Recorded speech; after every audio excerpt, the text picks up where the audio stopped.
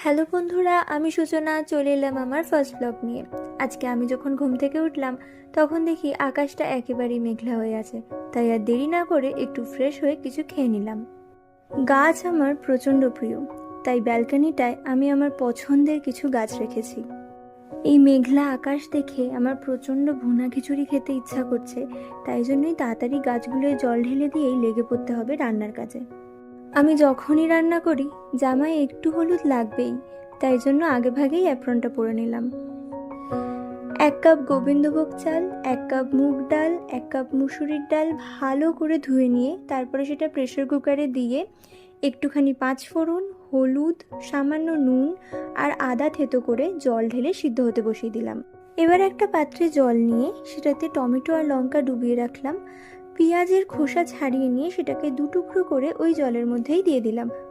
পেঁয়াজটাকে 2 টুকরো করে জলে ডুবিয়ে রাখার একটাই কারণ, যাতে পেঁয়াজটা যখন আমি কুচি করে কাটবো আমায় যেন না কান্না করতে হয়। তারপর এক এক করে টমেটো, লঙ্কা, পেঁয়াজগুলোকে ভালো করে কুচি কুচি করে কেটে ফেলবো।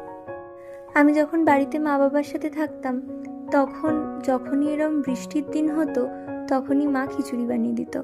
সেই জন্যই হঠাৎই আজকে ভুনা খিচুড়ি খেতে ইচ্ছা করলো, আর এখানে তো এখন মা নেই, তাই আমাকে নিজেকেই অবস্থা বানাতে হবে। যাই হোক, এবার এক এক করে সব কিছু ভালোভাবে কেটে নিয়ে একটা জায়গায় জড়ো করে রেখে দিলাম। এবার একটা বাটির মধ্যে আমি আগের থেকেই 2টো ডিম ফাটিয়ে রেখে দিয়েছিলাম। এর মধ্যে একটু পেঁয়াজ, একটু লঙ্কা গুঁড়ো, একটু গোলমরিচ গুঁড়ো আর সামান্য কিছু নুন দিয়ে ভালো করে মিক্স করে নিলাম।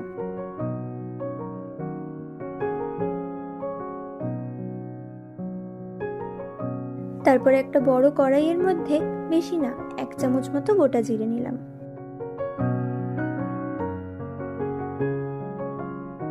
তারপর এই জিরেটাকে শুকনো খোলায় ভালো করে ভেজে নিয়ে হামুনদিস্তায় ঢেলে রাখলাম। তারপর প্রেসার কুকারের মধ্যে যে চাল ডালটা বসিয়েছিলাম একবার প্রেসার কুকারের ঢাকাটা খুলে নিয়ে ভালো করে নাড়িয়ে দেখে নিলাম যে ভালো করে ওগুলো সিদ্ধ হয়ে গেছে কিনা।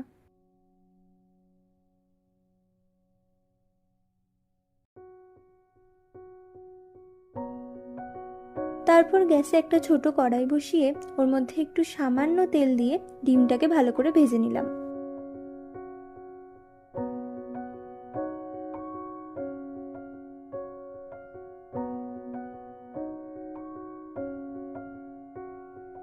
তারপরেই ডিমটা ভালো করে ভাজা হয়ে গেলে খুন্তি দিয়ে কড়াইয়ের মধ্যেই ডিমটাকে ভালো করে ছোট ছোট টুকরো করে নিলাম।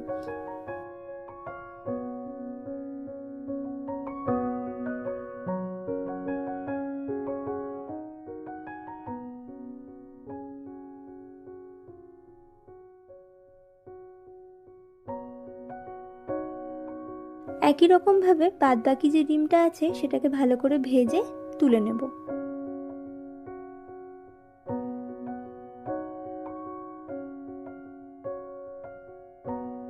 তারপরে আবার বড় কড়াইটা বসিয়ে তার মধ্যে সামান্য তেল, গোটা জিরে আর একটু শুকনো লঙ্কা ছিঁড়ে দিয়ে দেব।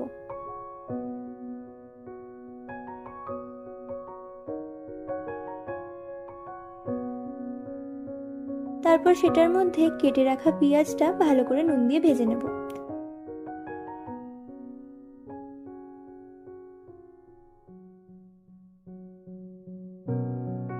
কড়াইটা চাপা দিয়ে যতক্ষণে পেঁয়াজটা ভালো করে ভাজা হচ্ছে ততক্ষণে আমি জিরেটা ভালো করে গুঁড়িয়ে নিই।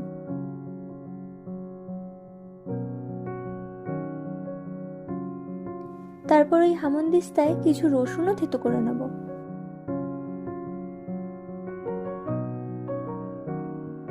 পেঁয়াজটা দেখছি ভালোই ভাজা হয়ে গেছে, এবার সেটাকে একটা বাটিতে তুলে নেব।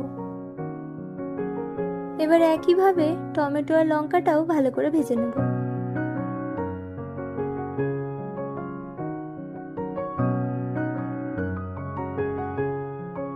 তারপর গুঁড়িয়ে রাখা জিরেটা আর রসুন বাটাটা ওতে অ্যাড করে দেব। তারপর কিছুক্ষণ এগুলো মিক্স করে নিয়ে সিদ্ধ চাল ডালটা ঢেলে দেব। এবার বাকি যে গুঁড়িয়ে রাখা জিরেটা আছে সেটাও এতে ঢেলে দেব আর ভালো করে আবারও মিক্স করতে লাগবো। এবার একটু ঘিও অ্যাড করে দিলাম। তারপর খিচুড়িটা থেকে যখন একটা সুন্দর গন্ধ বেরোবে তখন ভেজে রাখা ডিম আর পেঁয়াজটা ওতে দিয়ে দেব।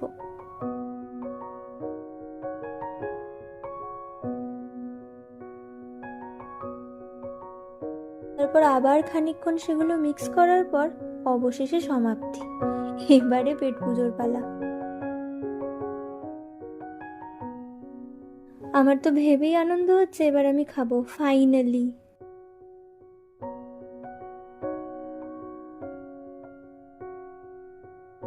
আমার এত জোর খিদে পেয়েছে, but somehow I am controlling, cause এটা প্রচণ্ড গরম, তো একটু ফু দিয়ে দিয়ে খাই, নয়তো জিভটাই পুড়িয়ে ফেলবো।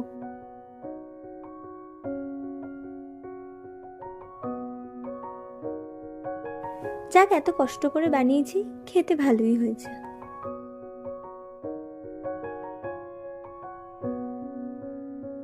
আমি যখনই ডিমের কিছু রান্না করি তখনই ডিমের খোসাগুলোকে হালকা ভেঙে নিয়ে গাছের গোড়ায় দিয়ে আসি।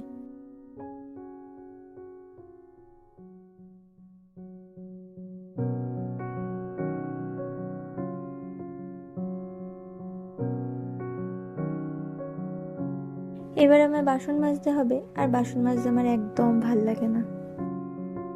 এবার একটু শান্তি, এবার আমি রেস্ট নেব হালকা করে। এখন আমার ইভিনিং শিফট চলছে, বাট আজকে আমার উইক অফ, তাই অফিস যাওয়ার কোনো বালাই নেই। আমি যখনই বাড়ি যাই সবাই আমায় একটাই কথা জিজ্ঞেস করে যে আমি বাড়ির যে কোনো কাজই পারতাম না, এখন এত দূরে একা কিভাবে থাকি, অফিস করি আবার বাড়ির কাজ একসাথে কিভাবে সামলাই। এই জন্যই আমার ব্লগ বানানো। এখন প্রায় সন্ধ্যে 7টা মতো বাজে। আমার হঠাৎই মনে পড়লো যে আমি কালকে একটা দুধের প্যাকেট এনেছিলাম, যেটা এখনও জাল দেওয়া হয়নি। তাই তড়িঘড়ি করে সেটাকে জাল দিতে বসিয়ে দিলাম, নয়তোই আবার ফট করে কেটে যাবে। হালকা দেখছি খিদে পাচ্ছে, তাই ভাবলাম একটু হরলিক্স বানিয়ে নিই। আর আমার সামান্য কিছু কাজ আছে ল্যাপটপে, তাই জন্য ভাবছি হরলিক্সটা খেতে খেতেই কাজটা শেষ করে নিই।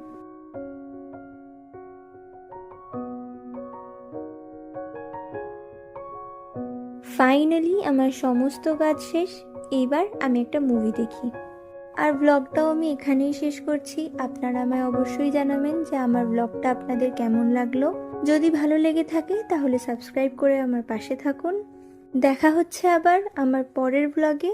সবাই খুব ভালো থাকুন, সুস্থ থাকুন, লাইফটাকে কাজের ফাঁকে ফাঁকে একটু এনজয়ও করুন।